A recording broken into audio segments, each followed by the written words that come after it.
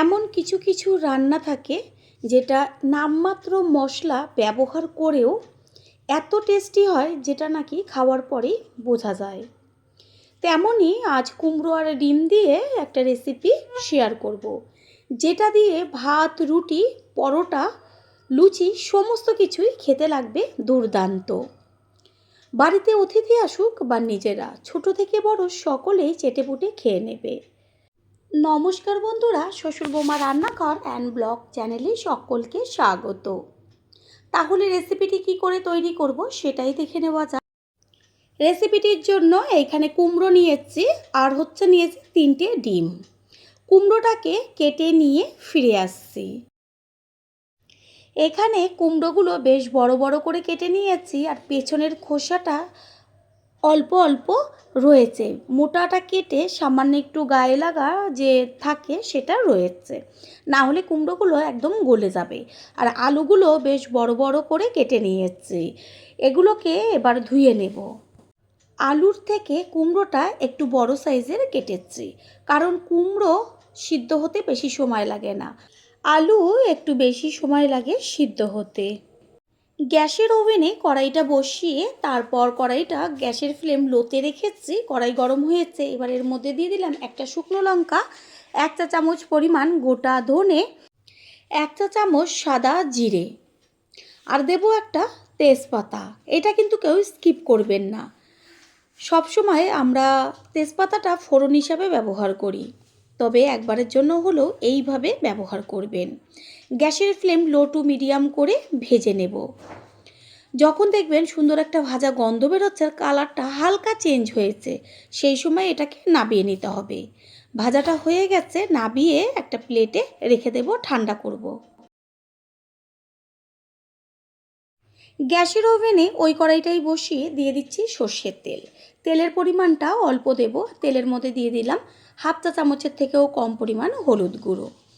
তেলের মধ্যে যখন দেখবেন যে কিছু আমরা ভাজার জন্য দিই চারদিকে তেলটা ছেটে, এই যে হলুদটা দিলাম, এতে কুমড়ো আর আলুটা দেওয়ার পরে চারদিকে তেলটা ছিটবে না। কুমড়ো আর আলু ভালো করে ভেজে নেব, এমনভাবে ভাজতে হবে যেন অর্ধেকের বেশি ভাজাতে সিদ্ধ হয়ে যায়। কুমড়ো আলুর থেকে বড়, সেই কারণে একসাথে দিয়েছি যে একই সাথে ভাজাটা হয়ে যাবে আর তেলও কম লাগবে।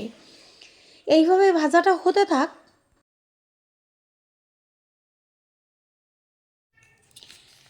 দেব পরিমাণ মতন হলুদ গুঁড়ো আর 1 চা চামচ পরিমাণ লবণ।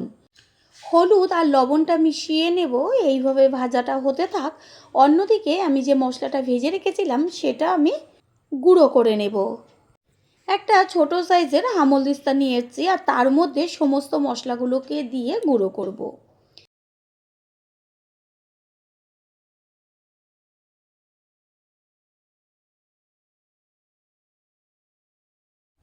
একটু বাদে বাদে আলু আর কুমড়োগুলোকে তেলের মধ্যে নেড়েচেড়ে দিতে হবে, যেন ভালোভাবে আলু আর কুমড়োটা ভাজা হয়।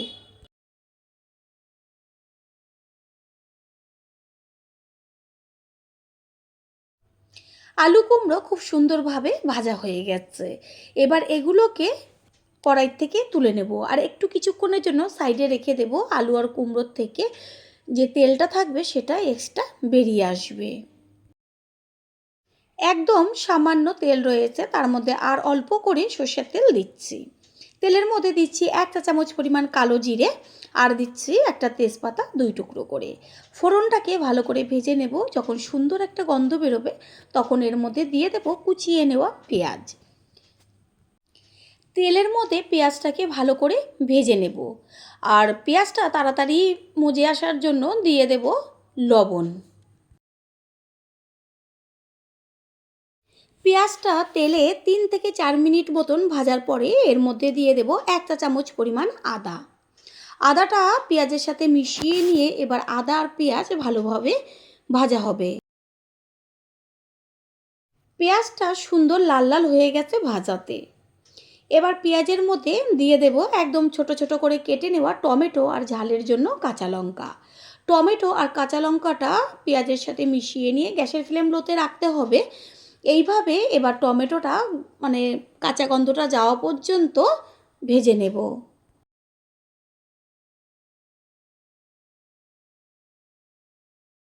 টমেটোটা সুন্দরভাবে মজে এসছে, এই পর্যায়ে এর মধ্যে দিয়ে দেব বেশ কিছুটা পরিমাণ কুচিয়ে নেওয়া ধনেপাতা। এইভাবে যদি তেলের মধ্যে ধনেপাতাটা দিয়ে ভাজা হয়, এত সুন্দর একটা গন্ধ আসে। আর দিয়ে দিচ্ছি 1 চা চামচ পরিমাণ জিরের গুঁড়ো। গ্যাসের ফ্লেম বাড়াবো না। আর কালারের জন্য দেব কাশ্মীরি লঙ্কার গুঁড়ো। ঝালের জন্য তো কাঁচা লঙ্কাই ব্যবহার করা হয়েছে, কোনো রকম জল দেব না। ঠিক এইভাবে ভেজে নেব।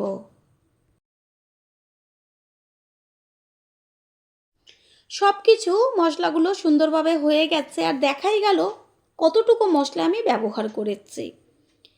এবার এর মধ্যে দিয়ে দিয়েছি আলু আর কুমড়োগুলো দিয়ে তারপরে আর 1.5 থেকে 2 মিনিট মতন মশলার সাথে আলু আর কুমড়োটা ভাজা হবে।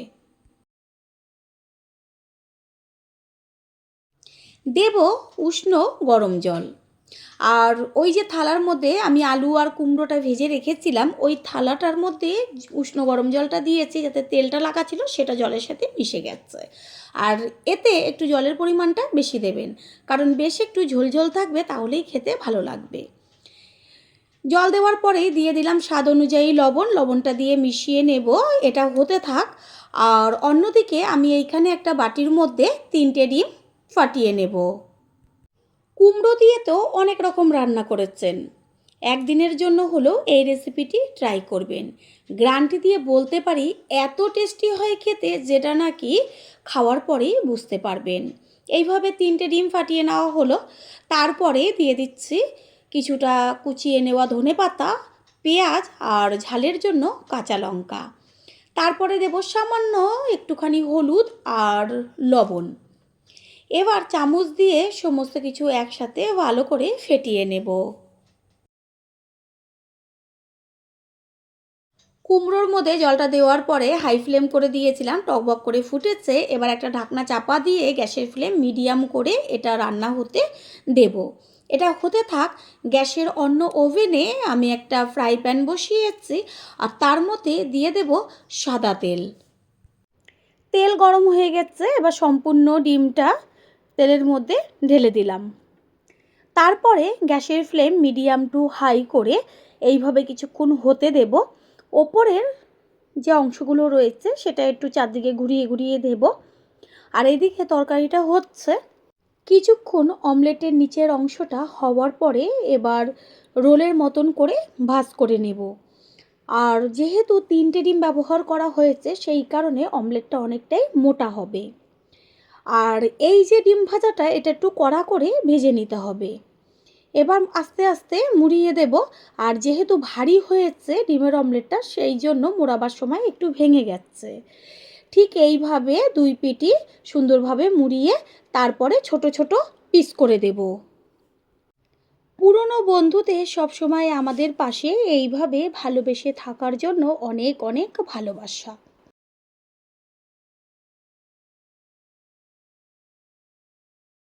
ডিমগুলোকে ছোট ছোট পিস করে নিয়েছি। গ্যাস অফ হয়ে গেছে। কড়াইয়ের ঢাকনাটা সরিয়ে চেক করে নেব আলু হলো কি না, কতখানি ঝোল রয়েছে। আর এতখানি ঝোল কিন্তু থাকবে না, এটা যখন ঠান্ডা হবে তখন অনেকটাই জমে যাবে। আর বেশ একটু ঝোল ঝোল থাকবে। তো প্রথমেই বলেছি আলু কুমড়ো দুটোই সিদ্ধ হয়ে গেছে। একটুখানি নেড়ে চেড়ে নিয়েছি। তারপরে এর মধ্যে দিয়ে দেব ওই যে ডিমের টুকরোগুলো করে রেখেছিলাম, সেই টুকরোগুলো। সব টুকরো একটা একটা করে আস্তে আস্তে ঝোলের ওপরে সাজিয়ে দিয়ে তারপরে খুন্তি দিয়ে বেশ নেড়েচেড়ে দিয়ে কিছুক্ষণ হতে দেব, কারণ অমলেটের মধ্যেও বেশ ঝোলটা যাবে।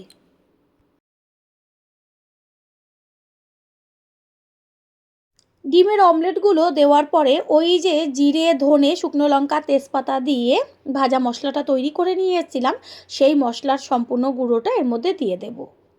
আর কোনো রকম মশলা আর ব্যবহার করতে হবে না। এই যে ভাজা মশলাটা দেওয়া হলো, তাতে যেমন গন্ধ হবে তেমন স্বাদ। প্রথমবার যারা আমাদের চ্যানেল ভিজিট করছেন তাদের আন্তরিক শুভেচ্ছা ও অনেক ভালোবাসা। আমাদের রেসিপিগুলো যদি ভালো লেগে থাকে সাবস্ক্রাইব করে দেওয়ার অনুরোধ রইল, ও পাশে থাকা বেল আইকনে ক্লিক করলে পরবর্তী ভিডিওগুলো সবার আগে আপনাদের কাছে পৌঁছে যাবে।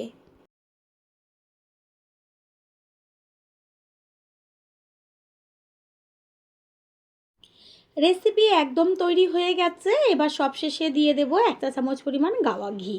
ঘিটা দেওয়ার সাথে সাথে গ্যাস অফ করে ঘিটা মিশিয়ে নিয়ে কিছুক্ষণের জন্য একটা ঢাকনাটা চাপা দিয়ে দেব। এতে কি হবে, ওই যে মশলাটা দিয়েছি সেই মশলার গন্ধ আর ঘিয়ের গন্ধ সম্পূর্ণ তরকারির মধ্যে মিশে যাবে।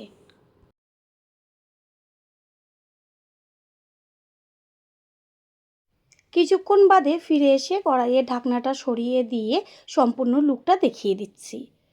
এবার একটা পাত্রে তুলে নেব। তৈরি হয়ে গেল আজকের দুর্দান্ত স্বাদের একটা রেসিপি। আশা করি রেসিপিটি ভালো লাগলো, আর যদি ভালো লেগে থাকে একটা লাইক, কমেন্ট, পারলে একটা শেয়ার করে অবশ্যই জানাবেন। আপনাদের দেওয়া একটা লাইক ও লাইকের পাশে থাকা হাইপ আর একটা শেয়ার আমাদের কাছে অনেক অনেক গুরুত্বপূর্ণ। All friend, thanks for watching my video. আপনারা সকলে ভালো থাকবেন, সুস্থ থাকবেন। আবারও দেখা হবে অন্য কোনো রেসিপির এপিসোডে।